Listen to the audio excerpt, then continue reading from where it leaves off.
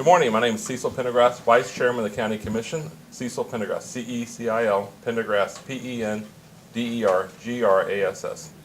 Good morning. Thank you for being here. You know, in the last week, a lot of things happened in this room. You know, you look back to a week ago, we had a lot of warnings come out in this room, a lot of concerns for everybody's safety. We're asking people to leave their homes, evacuate to the state of Florida, evacuate Southwest Florida. There is a silver lining, and it's all because we live in such a great community like Southwest Florida and Lee County. We're going to hear a lot of good news today from different organizations and who's coming together here in Lee County, helping those that are in need. This is a time now to recovery, the time for us to rebuild and be stronger than ever. And you're going to hear from people in the community what is happening here in Lee County and how we're going to do that. And I urge you, if you're not a victim, if your house is not flooded, please help us and help others that's in need. I'd like to introduce Cliff Smith from the United Way. Cliff, thank you. Thank you, Commissioner. You know, before I begin my remarks, I just wanted to say that, echoing what the Commissioner said, our community really is a special place. And we at the United Way, we've been actually here living with all the people at the Emergency Operations Center, and we just feel unbelievably blessed and honored to live in this community and work with such wonderful people. Everyone here at the Emergency Operations Center, you can look out through the window and see them. They're just amazing heroes. We also want to thank all of the network of agencies that is out there helping people. We absolutely love our phenomenal partnership with the Community Foundation, and we also are blessed to have such unbelievably generous donors who care so much about our community. And the outpouring of help, as the Commissioner mentioned, we have been just overwhelmed with the number of people who not only financially but are willing to volunteer and help their neighbors. I think the reason they asked me to talk here this morning is because the United Way 211 program, not only have we been helping to coordinate the pods and all of the help that's been going out there, but what we really have been doing is our United Way 211 program operates the storm hotline for the Emergency Operations Center. I mean, that's why we've been here with them. We do that in the call center that's right behind here, and we are closing in on taking 25,000 calls throughout both before, during, and after during the hurricane as we move forward with recovery. And we've taken all kind of calls depending on what phase of this we've been in. But we have taken calls from people who are in the dark without power. We have taken calls from people who are scared and very anxious about their families.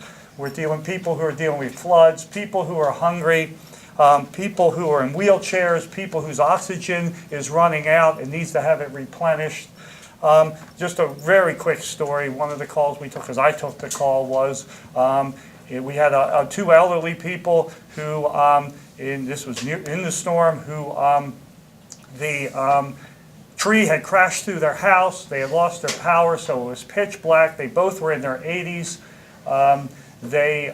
Water was gushing in their house, and of course they really had no understanding of exactly what was going on, and they were scared and they called us, and what we were able to reassure them is that help was on the way.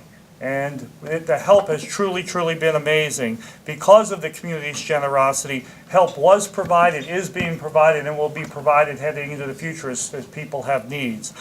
Today, through the work of all kind of amazing people here and the network of agencies, there are 8 pods that are operating throughout our community today. They are being run by the National Guard. In addition to that, there are 14 additional feeding sites that are providing hot meals, food, and water that is being provided by the network of agencies and churches and other service groups. And the focus is on the high need areas and also the very low income and at-risk communities in our community. And this has just, again, been a great team effort. We have been absolutely humbled to be part of it. And again, we just live in an absolutely, truly special community. So thank you for all of your support, and thank you guys as we move forward in helping people recover from this. Your generosity is just truly going to help us do all of that. So thank you so much.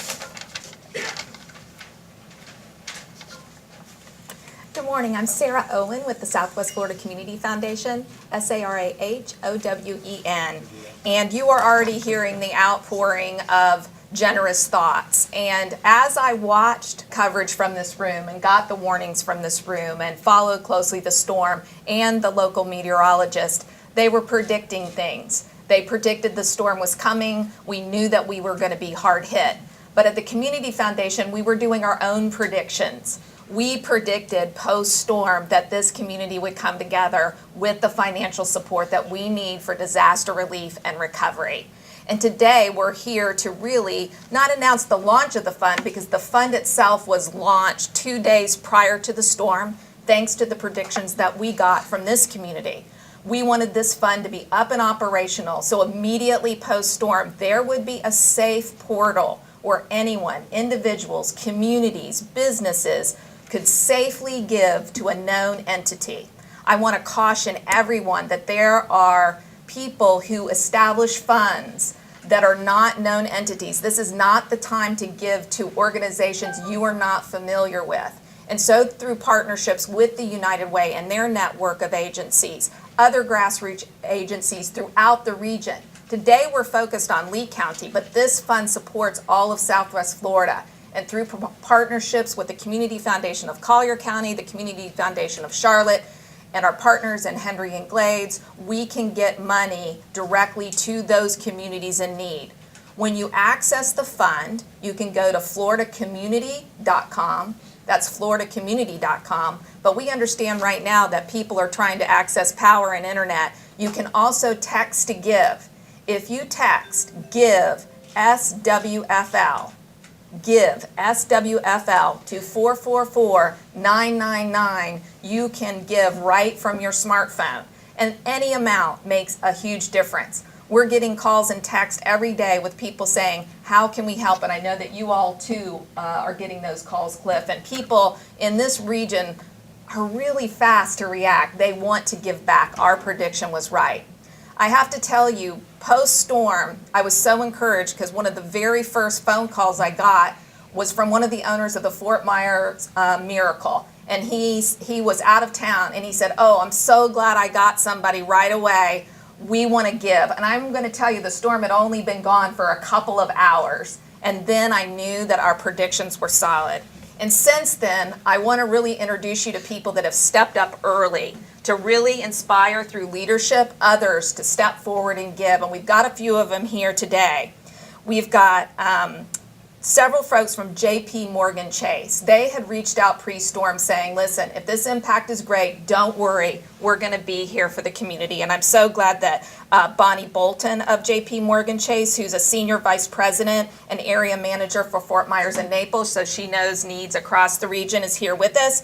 And Tom DeMoore is also a director in the Naples market, is here today. And we want to thank them for a $100,000 donation that they have made to the fund. And it was really remarkable to get that initial gift, and we were very encouraged by that.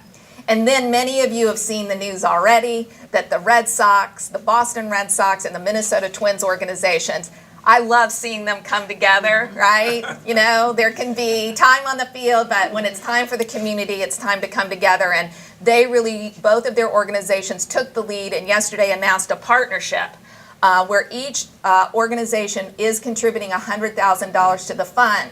And what's exciting about that is they want to get their fans involved, because you know, part of the year here, we welcome and host so many of their fans from their respective hometowns, and we know those people care about Southwest Florida too. So I'm really excited. Thank you so much.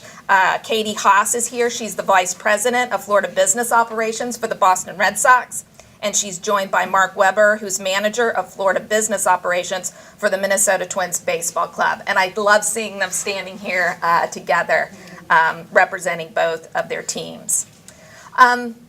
Those are just a few of the gifts. Currently, we have about $500,000 raised, and that sounds like a lot of money.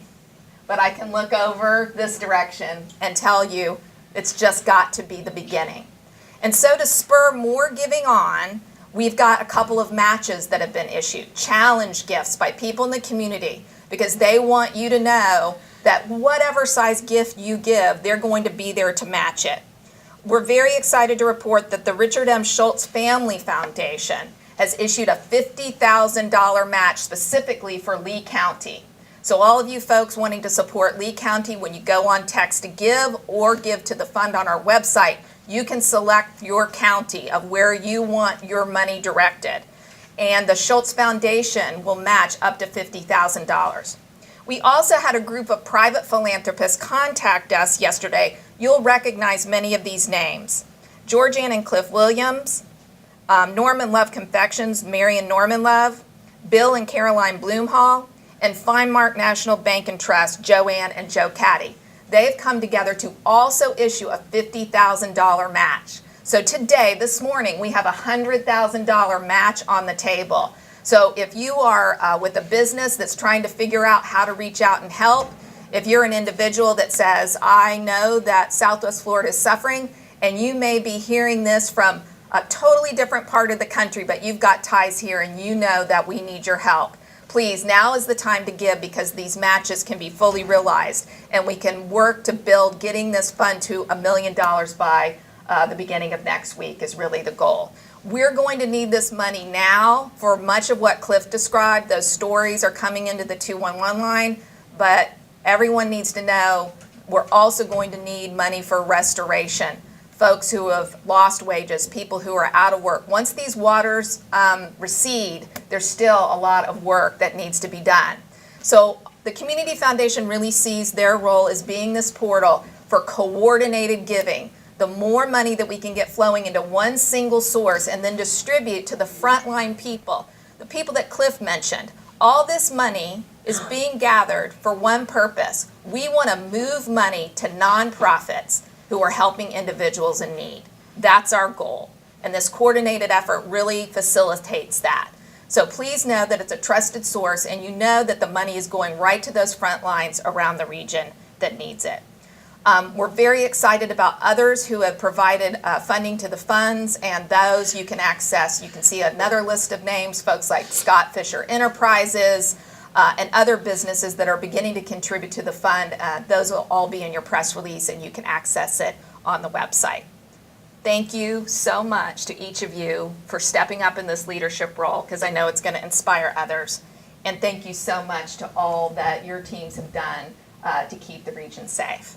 And with that, I would really like to turn it over to Commissioner Brian Hammond, who's going to give us some closing thoughts. Thanks, Sarah. Thanks. And my name is Brian Hammond. That's B-R-I-A-N. Hammond is H-A-M-M-A-N, and I'm a Lee County Commissioner. Folks, one of the cruelest things about what Hurricane Irma did was it devastated the communities in Lee County that have the least amount of resources to recover from this. It's extremely cruel what's happening in Lehigh Acres and Bonita Springs that the storm has done to those communities. And so I'm asking you to please give generously if you have the ability to. If you're in a place right now where your power's been restored and things are getting back to normal, just please understand, I've been on the streets all week long in some of the hardest hit communities in Lee County. There are people out there who are hurting. There are people who are standing in line for hours with their children just to get water. This is a big storm. This did a lot of damage to Lee County. Yes, we all dodged a bullet on the storm surge, but it's not great out there, and we need you to step up to the plate and help your neighbors like you always do. Lee County is one of the best communities in the entire state of Florida, and I'll even say in the entire country, and I'm so proud of all the work that you do to support your neighbors, and we need you again this time. So please, I can vouch for the credibility of both of these organizations. I know what it's like when you get on social media and you start seeing all these different things that you can donate to. You get confused. You don't know which one to give to and which one's going to really get the money to the right place. The United Way, the Community Foundation, both of these are great organizations. They will be great stewards of the money. They will get it to the right places. So with that, we'll take any questions. How do you determine how the money is divvied up? The community I'm sorry. The way that the protocol that we have used in the past, we will continue to use, and that is the Community Foundation will rely on the United Way to communicate with the agencies. We've actually been talking to almost all the agencies this week, and right now we are focusing on that emergency type of help. But as Sarah mentioned, the other group that is really very involved in this is the Lee County Department of Human Services. We've been meeting with them, and we hope to have a plan finalized by Monday as we start moving into a little bit more of the longer-term financial assistance. So the money will go to individuals in helping those individual people, but the money also is being used to fund the various things you see out there. The food that's going out to people, purchasing food, purchasing the oxygen and all those medical supplies, and also to cover some of the gas costs from the agencies and things like that who are transporting all of the stuff around. How do you prioritize it? When you see the needs and you have so much money?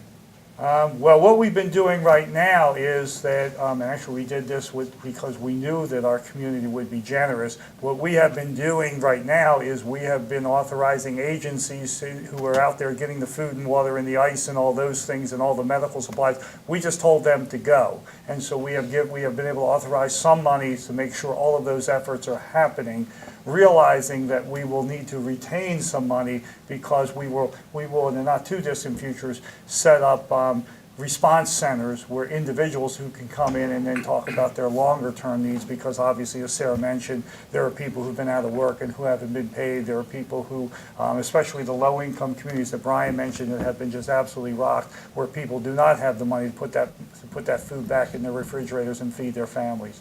So I don't know if I've answered your question, but yes, we're going to be relying on the wisdom of a lot of people in the community to put that plan together. But as I mentioned, we've been sitting out here in the Emergency Operations Center, and that is the model. If you hang out here at all, you see that's how they do things here, is pulling people together and making sure we have a community-wide response that everybody buys into. So that is certainly the plan that we plan on using moving forward. Any other questions?